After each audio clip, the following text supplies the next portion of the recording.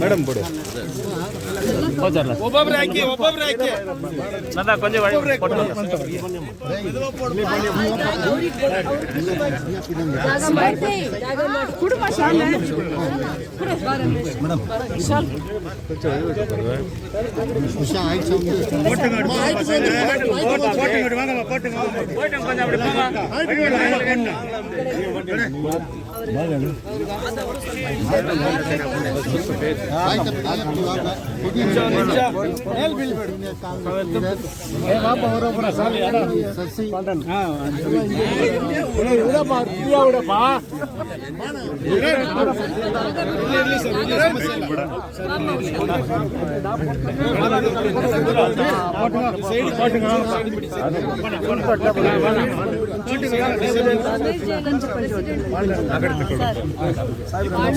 Senior Congress counsellor ಮೊನ್ನೆ by election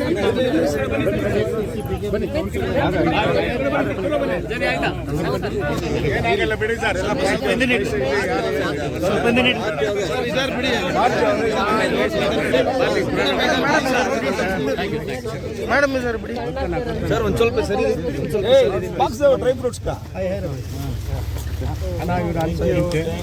ಹಾಕ್ದವ್ರು ಹಿಂದೆ ಬನ್ನಿ ಒಂಚೂರು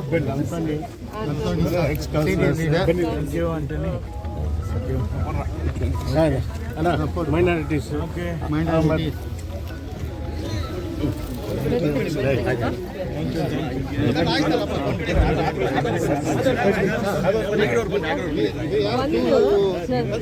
ಒಂದು ಕಮಾಂಡೆಂಟ್ ಆಫೀಸ್ ಅಂತ ಯಾವಾಗ್ಲೂ SP ಆಫೀಸ್ ಪಕ್ಕ ಇರ್ತಾ ಇತ್ತು ಯಾವಾಗ್ಲೂ ಕೂಡ ಅದನ್ನ ಇದಕ್ಕೆ ಶಿಫ್ಟ್ ಮಾಡಿದ್ದಾರೆ ಕೋಲಾರ್ಗೂ ಎಲ್ಲೋ ಅದು ರೆಗ್ಯುಲರ್ ಆಗಿ SP ಆಫೀಸ್ ಎಲ್ಲಿರುತ್ತೋ ಅದಿದ್ರೆ ಮತ್ತೆ ಅದು ಸ್ವಲ್ಪ ಎಂಪ್ಲಾಯ್ಮೆಂಟ್ ಆಪರ್ಚುನಿಟೀಸ್ ಕೂಡ ಆಗ್ತಾ ಇತ್ತು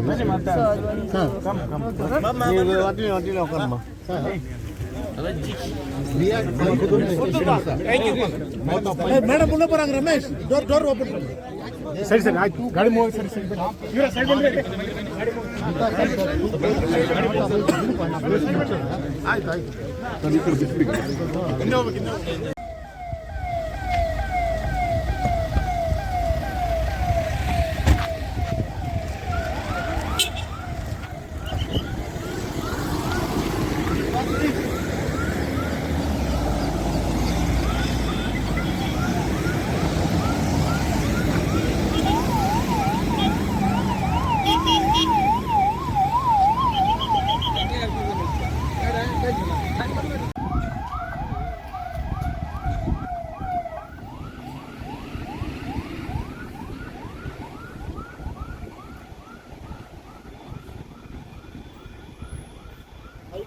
ಈ ಕಡೆ ಕಳಿಸ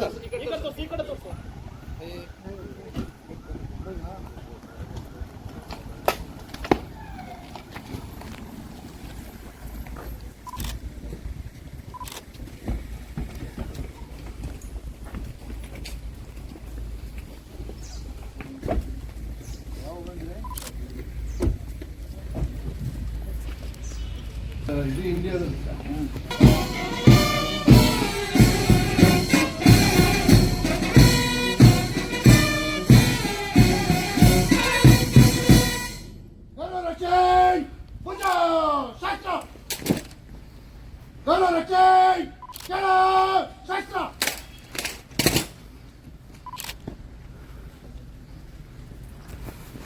ಮನೆಯೇ ಗೌರವಕ್ಷೆಯು ತಮ್ಮ ಪರಿಶೀಲನೆಗಾಗಿ ಸಿದ್ಧವಿದೆ.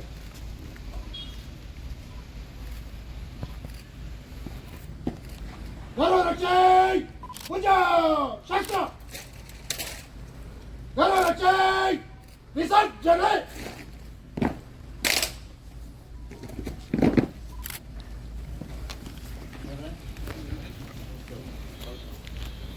ಕಳೆ ಅಲ್ಲಿ ಲೆನ್ಸ್ ತೆಗೆದಿಟ್ಕೋ.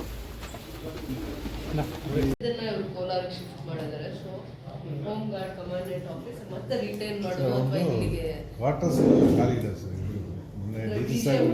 ಹೆರಿಟೇಜ್ ಬಿಲ್ಡಿಂಗ್ಸ್ ಇರೋದ್ರಿಂದ ಹಿಂದೆ ಕೂಡ ಕೊಟ್ಟಿದ್ರು. BGML ಅವರೇ ಹೆರಿಟೇಜ್ ಬಿಲ್ಡಿಂಗ್ ತರ ಒಂದು ಕೊಟ್ಟಿದ್ರು ಕಮಾಂಡೆಂಟ್ ಆಫೀಸ್ಗೆ.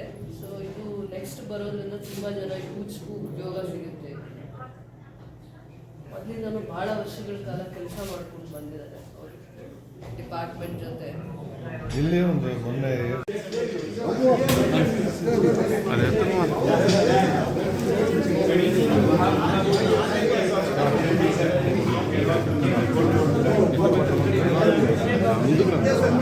நீங்கள் முன்ன போகணும் சார்.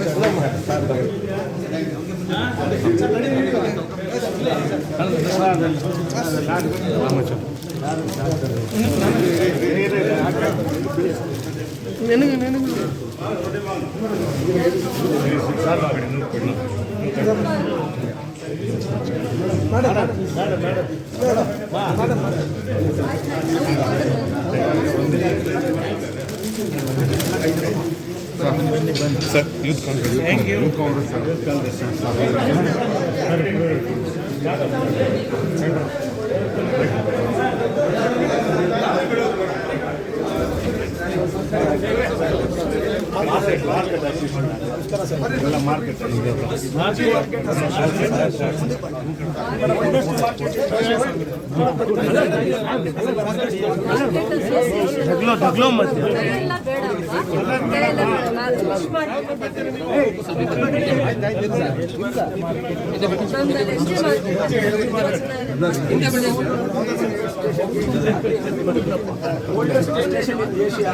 ಹಂಗೆ ಒಂದು ವಿಸಿಟ್ ಮಾಡ್ಕೊಂಡು ಹೋದ್ರೆ ಊರಿಗೂ ಗೌರವ. ತಗೊಳ್ಬೇಡ. 10 ಮಿನಿಟ್ಸ್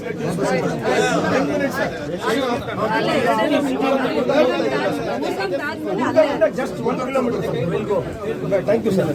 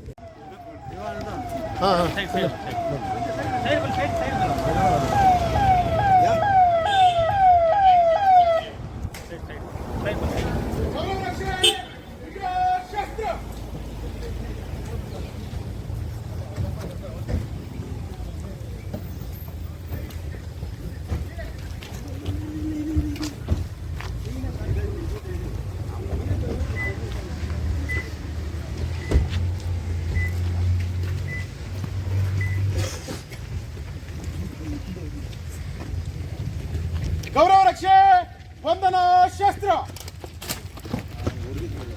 ಗೌರವ ರಕ್ಷೆ ಭುಜ ಶಸ್ತ್ರ. ಗೌರವ ರಕ್ಷೆ ಕೆಳ ಶಸ್ತ್ರ. ಗೌರವ ರಕ್ಷೆ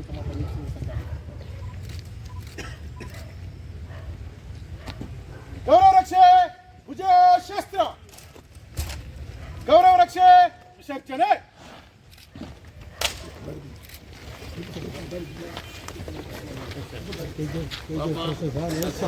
ಸೀನಿಯರ್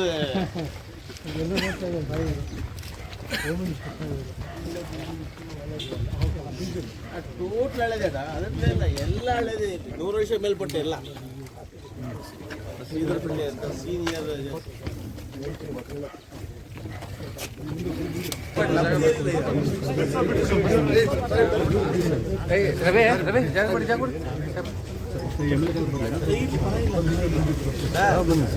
ಸಾಹೇಬ್ ಹೋಗಿದೆ ನೋಡಿ.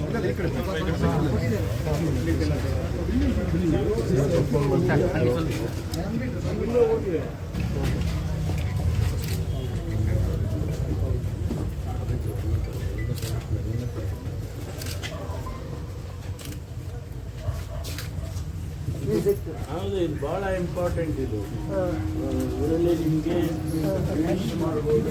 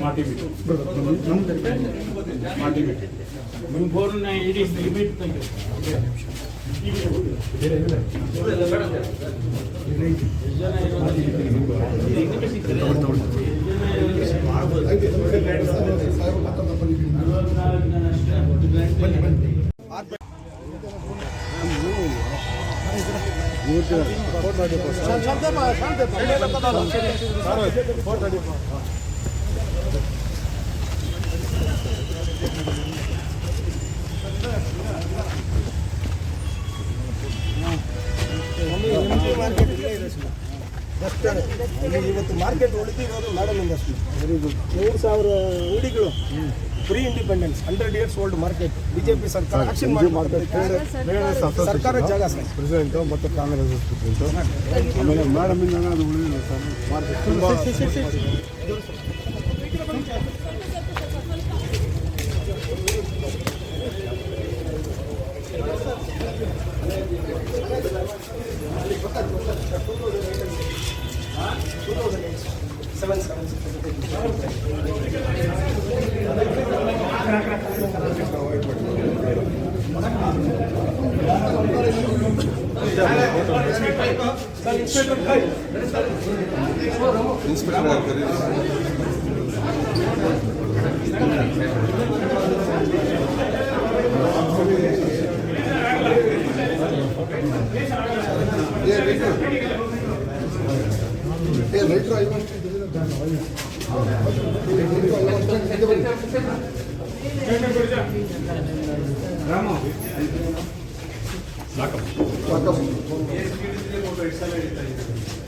ಆ ಜಂಗಲ್ ತೆಗೆದ್ರೆ ಟೌನ್ ಅಂತ ಗೊತ್ತಾಗೋದು. ಆ ಜಂಗಲ್ ತೆಗ್ದಿಲ್ಲ ಅಂದ್ರೆ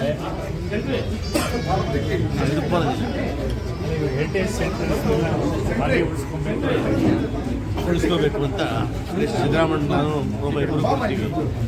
100 ಕೋಟಿ ರೂಪಾಯಿನ ಬಜೆಟಲ್ಲಿ ಡಿಮ್ಯಾಂಡ್ ಮಾಡ್ತೀವಿ. 100 ಕೋಟಿ. ಈಗ KEDPಗೆ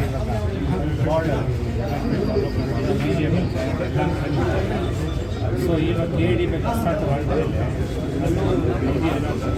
ಅವ್ರು ಟೌನ್ಶಿಪ್ ಇದೆಯಲ್ಲ 300 ಎಕರೆ 292 ಎಕರೆ ಇದೆಯಲ್ಲ ಟೌನ್ಶಿಪ್ಗೆ 650 ಎಕರೆ 650 ಸ್ವಲ್ಪ ಇಂಡಸ್ಟ್ರಿ 280 ಎಕರೆ ಟೌನ್ಶಿಪ್.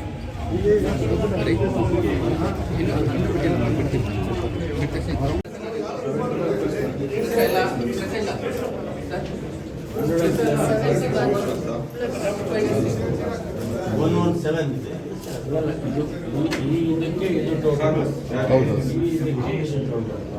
71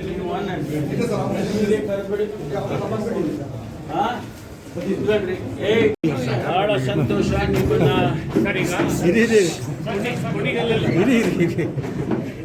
ನಮ್ಮ ವಿಶ್ವಾಸ try to jump the gun. No, you may not available afterwards. I am here. Yes. ಮೊದಲನೇದಾಗಿ for the first time I am addressing the press in KGF. Very good, very good. First time. Very good. ಅದರಿಂದ ನಿಮಗೆ ಭಾಳ ಸಂತೋಷ ಆಗ್ತಾ ಇದೆ ನನಗೆ ನಿಮ್ಮನ್ನೆಲ್ಲ ದರ್ಶನ ಮಾಡೋದಕ್ಕೆ ಮತ್ತು ನಿಮಗೆ ಹೊಸ ವರ್ಷದ ಶುಭಾಶಯಗಳನ್ನು ಹೇಳ್ತೇನೆ. ಈಗ ಕೇಳಿ ಏನು ಬೇಕು. ಇವತ್ತೇನಾಯ್ತು ಸರ್ ಮೀಟಿಂಗಲ್ಲಿ? ನಾನು KGF ನಮ್ಮ ಪೊಲೀಸ್ ದೃಷ್ಟಿಯಲ್ಲಿ ಒಂದು ಜಿಲ್ಲೆ ಇದ್ದಾಗೆ, ಅದಕ್ಕಾಗಿ ನಾನು ಭೇಟಿ ಕೊಟ್ಟಿದ್ದೇನೆ. ಇಲ್ಲಿ ಏನೆಲ್ಲ ಪೊಲೀಸ್ ದೃಷ್ಟಿಯಿಂದ ಏನು ನಡೀತಾ ಇದೆ ಮತ್ತು ಬೇರೆ ಬೇರೆ ರೀತಿಯಲ್ಲಿ ಅಭಿವೃದ್ಧಿ ದೃಷ್ಟಿಯಿಂದ ಏನು ಮಾಡೋದಕ್ಕೆ ಸಾಧ್ಯತೆ ಇದೆ ಅಂತೇಳಿ ನಮ್ಮ ಶಾಸಕರು, ಈ KGFನ ಶಾಸಕರು ಮತ್ತು ಬಂಗಾರಪೇಟೆ ಶಾಸಕರು ಇಬ್ಬರು ಇದ್ದಾರೆ. 2 ಭಾಗ ಇದೆ ಇದು. ಒಂದು ಪೊಲೀಸಿನ ದೃಷ್ಟಿಯಿಂದ ಏನು ಅಭಿವೃದ್ಧಿ ಮಾಡ್ಬೋದು, ಪೊಲೀಸಿಗೆ ಏನು ಅವಕಾಶ ಮಾಡಿಕೊಡ್ಬೋದು, ಪೊಲೀಸ್ ಸ್ಟೇಷನ್ಸ್ಗಳಲ್ಲಿ ಏನು ಇಂಪ್ರೂವ್ಮೆಂಟ್ ಮಾಡ್ಬೋದು, ಮಾಡರ್ನೈಸೇಷನಲ್ಲಿ ಏನು ಮಾಡ್ಬೋದು, ಮತ್ತು ನಾವು ಹೊಸ ಹೊಸ ವಿಚಾರಗಳನ್ನು ಬದಲಾವಣೆಗಳನ್ನು ತರ್ತಿದ್ದೇವೆ ಪೊಲೀಸ್ ಇಲಾಖೆಯಲ್ಲಿ. ಅದನ್ನೆಲ್ಲ ಇಲ್ಲಿ ಯಾವ ರೀತಿ ಮಾಡ್ಬೋದು ಅಂತಕ್ಕಂಥದ್ದನ್ನು ನೋಡೋದಕ್ಕೆ ಬಂದಿದ್ದೇನೆ. ಎರಡನೇದು ಟೂರಿಸಂ ದೃಷ್ಟಿಯಿಂದ ಮತ್ತು ಅಭಿವೃದ್ಧಿ ದೃಷ್ಟಿಯಿಂದ ಇಂಡಸ್ಟ್ರೀಸು ಮತ್ತೊಂದು ಸರ್ಕಾರದ ಒಂದು ಭಾಗ ಆಗಿ ನಾನು ನಮ್ಮ ಸಂಪುಟದಲ್ಲಿ ತೀರ್ಮಾನಗಳನ್ನು ತಗೊಳ್ಳುವಾಗ ಇಲ್ಲಿಗೆ ಏನೆಲ್ಲ ಅಭಿವೃದ್ಧಿ ಮಾಡೋದಕ್ಕೆ ಸಾಧ್ಯ ಇದೆ, ಭಾಳ ದೊಡ್ಡ ಇತಿಹಾಸ ಇದೆ ಇಲ್ಲಿ, ಹಿಸ್ಟಾರಿಕಲ್ ಪ್ಲೇಸ್ ಇದು. ಅದಕ್ಕೋಸ್ಕರ ಅದನ್ನು ಯಾವ ರೀತಿ ನಾವು ಅಭಿವೃದ್ಧಿ ಮಾಡ್ಬೋದು ಅನ್ನೋದನ್ನು ನಾನು ಗಮನಿಸಿದ್ದೇನೆ. ನಾವು ಶಾಸಕರಿಬ್ಬರು ಕೂಡ ಅವರ ಅನಿಸಿಕೆಗಳನ್ನು ಹೇಳಿದ್ದಾರೆ. ಒಂದು ಟೂರಿಸಂ ಸ್ಪಾಟ್, ಇಲ್ಲಿ ಒಂದು ಟೂರಿಸಂ ಸೆಂಟರ್ ಮಾಡೋದಕ್ಕೆ ಒಂದು ಪ್ರಸ್ತಾವನೆಯನ್ನು ತಯಾರು ಮಾಡಬೇಕು. ಒಂದು DPR ಮಾಡಿ ಇಲ್ಲಿ ಇಲ್ಲ ಸರ್ಕಾರನೇ ನೇರವಾಗಿ ಹಣ ಹೂಡಿಕೆ ಮಾಡ್ತಕ್ಕಂಥದ್ದು ಒಂದು, ಇಲ್ಲಾಂದರೆ PPP ಮಾಡೆಲ್ನಲ್ಲಿ ಟೂರಿಸಮನ್ನು ಡೆವಲಪ್ ಮಾಡೋದಕ್ಕೆ ಅಂತೇಳಿ. ಯಾಕೆಂದರೆ ಇದು ಇಷ್ಟು ಇತಿಹಾಸ ಬಹುಶಃ ನಮ್ಮ ರಾಜ್ಯದಲ್ಲಂತೂ ಇಲ್ಲ, ದೇಶದಲ್ಲೂ ಕೂಡ ಕೆಲವೇ ಸ್ಥಳಗಳು ಈ ರೀತಿ ಇದ್ದಾವೆ. ನಮಗೆ ಪ್ರೀ ಇಂಡಿಪೆಂಡೆನ್ಸ್ ಕಾಲದಿಂದ ಹಿಡಿದು ಇನ್ನು ಹಿಂದಕ್ಕೆ ಹೋದರೆ ಕೃಷ್ಣದೇವರ ಕಾಲಕ್ಕೂ ಹೋಗಬೇಕಾಗ್ತದೆ. ಆ ಕಾಲದಿಂದಲೂ ಕೂಡ ಇಲ್ಲಿ ಚಿನ್ನದ ಏನು ಮೈನಿಂಗ್ ಮಾಡ್ತಾಯಿದ್ರು, ಗಣಿಗಾರಿಕೆ ಮಾಡ್ತಿದ್ರು, ಅದು ಇತಿಹಾಸ ಇದೆ. ಇದೆಲ್ಲ ನಮಗೆ ಈಗ ನಿಮಗೂ ನಮಗೂ ಒಂದು ಸ್ವಲ್ಪ ಗೊತ್ತು, ನಮ್ಗಾಲೆ ಅರ್ಧ ಗೊತ್ತಿಲ್ಲ ಈಗ ಅಲ್ವಾ, ಅರ್ಧನೂ ಗೊತ್ತಿಲ್ಲ, ಕಾಲು ಗೊತ್ತಿರೋದು ನಮ್ಮ ಕಾಲು ಗೊತ್ತಿಲ್ಲ ಅನಿಸುತ್ತೆ, 5-10% ಗೊತ್ತಿರ್ಬೋದು. ನಮ್ಮ ಜನ್ರೇಷನ್ಗೆ 5-10% ಇಳಿದಿದ್ದೀವಿ. ಈಗ ನಮ್ಮ ಮುಂದಿನ ಜನ್ರೇಷನ್ಗೆ 0, ಏನೂ ಗೊತ್ತಿರಲ್ಲ. ಅದಕ್ಕಾಗಿ ಇತಿಹಾಸ ಉಳಿಸೋದಕ್ಕೆ ಒಂದು ಟೂರಿಸಂ ಡೆವಲಪ್ಮೆಂಟ್ ಇದರಿಂದ ಮಾಡೋದಕ್ಕೆ ಸರ್ಕಾರದಿಂದ ಕ್ರಮ ತಗೊಳ್ತೀವಿ. ಮತ್ತು ನಾನು ಕೂಡ ಮಾನ್ಯ ಮುಖ್ಯಮಂತ್ರಿಗಳಿಗೆ ಮನವೊಲಿಸಿ ಇಲ್ಲಿ ಯಾವ ರೀತಿಯಲ್ಲಿ ಮಾಡ್ಬೋದು, PPPಯಲ್ಲಿ ಮಾಡ್ಬೋದಾ, ನೇರವಾಗಿ ಬಂಡವಾಳ ಹೂಡಿಕೆಯಲ್ಲಿ ಮಾಡ್ಬೋದಾ ಅಂತೇಳಿ ಪರಿಶೀಲನೆ ಮಾಡ್ತೇವೆ. ಪೊಲೀಸ್ ಇಲಾಖೆಯಲ್ಲಿ ಈಗಾಗಲೇ ನಾವು ಇಡೀ ರಾಜ್ಯದಲ್ಲಿ ಹೊಸ ಆವಿಷ್ಕಾರಗಳನ್ನು ತರ್ತಾ ಇದ್ದೀವಿ. ಅದರಲ್ಲಿ ಇಲ್ಲಿ ಕೂಡ ನಮ್ಮ SP ಅವರು ಇಲ್ಲಿಗೊಂದು ನಮ್ಮ IG ಅವರು ಕೂಡ ಬಂದಿದ್ದಾರೆ. ಅವರು ಏನು ಹೇಳ್ತಿದ್ದಾರೆ ಅಂದರೆ ಇಲ್ಲಿ ಒಂದು ಟ್ರೈನಿಂಗ್ ಸೆಂಟರ್ ಮಾಡಿ, KSRP ಟ್ರೈನಿಂಗ್ ಸೆಂಟರ್ ಮಾಡಿ ಅಂತ ಸಜೆಷನ್ ಕೊಟ್ಟಿದ್ದಾರೆ. ಅದನ್ನು ಕೂಡ ನಾನು ಎಕ್ಸಾಮಿನ್ ಮಾಡ್ತೇನೆ. ಯಾಕೆಂದರೆ ಇಲ್ಲಿ ಒಳ್ಳೆಯ ಅವಕಾಶ ಇದೆ, ಒಳ್ಳೆಯ ವಾತಾವರಣ. ಒಂದು ಬೆಟಾಲಿಯನ್ ಅಂದರೆ 1,000 ಜನ ಇರ್ತಾರೆ, 1,000 ಜನಕ್ಕೆ ಟ್ರೈನಿಂಗ್ ಕೊಡ್ತವೆ. ಅದಕ್ಕೆ ತಕ್ಕ ಹಾಗೆ ನಮ್ಮ ಸಿಬ್ಬಂದಿ ಇರ್ತಾರೆ. ಒಂದು 400-500 ಕೋಟಿ ರೂಪಾಯಿ ಇನ್ವೆಸ್ಟ್ಮೆಂಟ್ ಆಗುತ್ತೆ ಇಲ್ಲಿಗೆ. ಒಂದು ಬೆಟಾಲಿಯನ್ ಅಂದರೆ ನಾವು ಒಂದು 500 ಕೋಟಿ ರೂಪಾಯಿ ಇನ್ವೆಸ್ಟ್ಮೆಂಟ್ ಮಾಡಬೇಕಾಗುತ್ತೆ. ಅದನ್ನು ಕೂಡ ಪರಿಶೀಲನೆ ಮಾಡ್ತೇವೆ. ಇಲ್ಲಿ ಭಾಳ ವ್ಯವಸ್ಥಿತವಾಗಿ ಪೊಲೀಸರು ಸದ್ಯದ ಪರಿಸ್ಥಿತಿಯಲ್ಲಿ ನಡೆಸ್ತಾ ಇದ್ದಾರೆ. ಇನ್ನೂ ಅದನ್ನು ಉತ್ತಮ ಹೇಗೆ ಪಡಿಸಬೇಕು ಅಂತೇಳಿ ನೋಡ್ತೇವೆ. ಬ್ಯಾಂಗ್ಳೂರಲ್ಲಿ ಕ್ರೈಮ್ ರೇಟು 30% ಜಂಪ್ ಆಗಿದೆ. ಕಂಪ್ಯಾರಿಟಿವ್ಲಿ 2022-23 30% ಇದ್ದಾಗ ಎಷ್ಟೋ ಮೆಷರ್ ತೊಗೊಂಡಿದ್ದೀರಾ, ಬಟ್ ಬೇರೆ ಇದೆಯಾ, ಹೆಂಗೆ ಕಂಟ್ರೋಲ್ ಮಾಡೋಕ್ಕೆ ಇದು ಮಾಡಿದ್ದೀರಾ ಅಂತ ಮೆಷರ್ ತೊಗೊಂಡಿದ್ದೀರಾ ನೋಡಿ. ಅದು ರಿಜಿಸ್ಟ್ರಿ ಜಾಸ್ತಿ ಆಗಿದೆ. ಪ್ರತಿಯೊಂದು ಕೇಸನ್ನು ಹಿಂದೆ ಎಲ್ಲ ಯಾರು ಕೂಡ ರಿಜಿಸ್ಟ್ರೇ ಮಾಡ್ತಿರಲಿಲ್ಲ. ನಾವು ಈಗ ಸೈಬರ್ ಕ್ರೈಮ್ ಇರ್ಬೋದು ಅಥವಾ ಜನರಲ್ ಕ್ರೈಮ್ಸ್ ಇರ್ಬೋದು, ಅದನ್ನು ಎಲ್ಲ ಸ್ಟೇಷನ್ನಲ್ಲೂ ಕೂಡ ಜನಸ್ನೇಹಿ ಪೊಲೀಸ್ ಅಂತ ಹೇಳಿ ನಾವು ರಿಜಿಸ್ಟ್ರಿ ಮಾಡ್ತಾಯಿದ್ದೀವಿ.